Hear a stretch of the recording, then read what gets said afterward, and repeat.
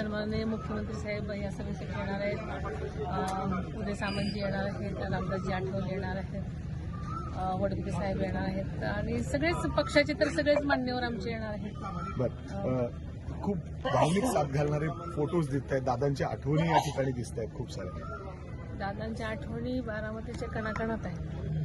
दाखवलं तरी तसं काही होणार नाही, कारण प्रत्येकाच्या मनात आणि बारामतीच्या प्रत्येक गोष्टीमध्ये दादांच्या आठवणी आहेत आणि त्या तुम्हाला लोकांच्या भावनांमधून कळतील सुद्धा.